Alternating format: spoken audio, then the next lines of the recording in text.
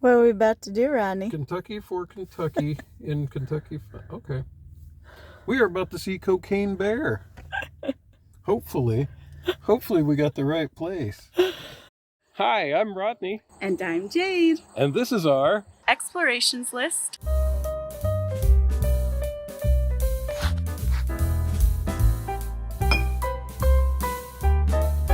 So we're in like this little mall. Oh, you can't even see it because of the trash can thing. Okay, we're about to see Cocaine Bear in Kentucky for Kentucky, which is in a strange little shopping center here.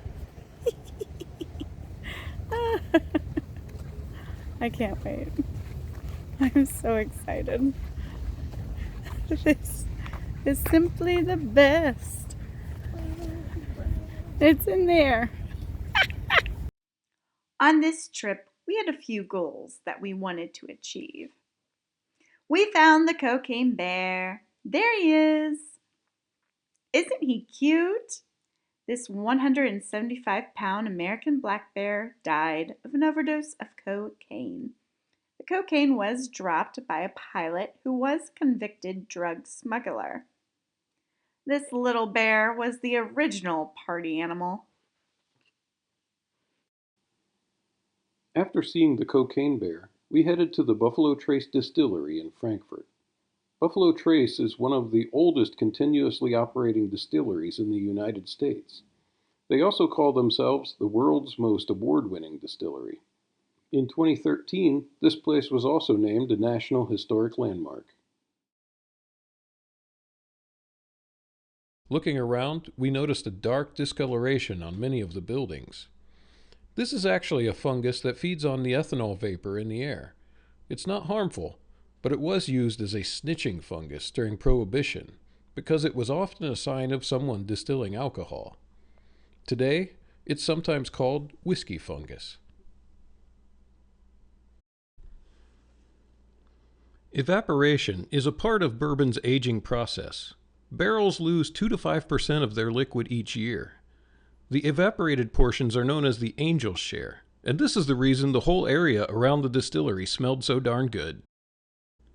One of the more fascinating trivia we learned on this tour is that bourbon, to be considered bourbon, has to have the ABCs.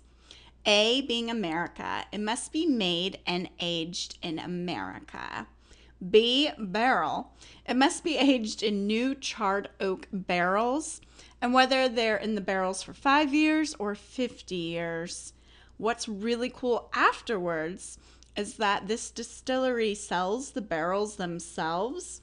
And as you'll see in this picture, they also sell some of the chips for potpourri and other aromatherapy items. So cool. And then C is for corn. The mash has to have at least 51% corn to be considered bourbon. We completed the Trace Tour, which includes a free tasting. All tours and tastings at Buffalo Trace Distillery are complimentary. Given that the tours are complimentary, the sign-up process is very competitive. So when tour slots open, you need to get on their website and sign up very quickly. On the left was Wheatley Vodka. On the nose, there was a hint of vanilla. This was very smooth and it tasted really, really yummy. Next was my favorite, Buffalo Trace. I definitely got vanilla and caramel on the nose, but when you drink it, it just burns good.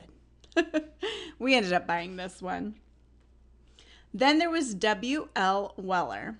I will not lie, I did not like this one. I gave mine to Rodney, so he had 2 helpings.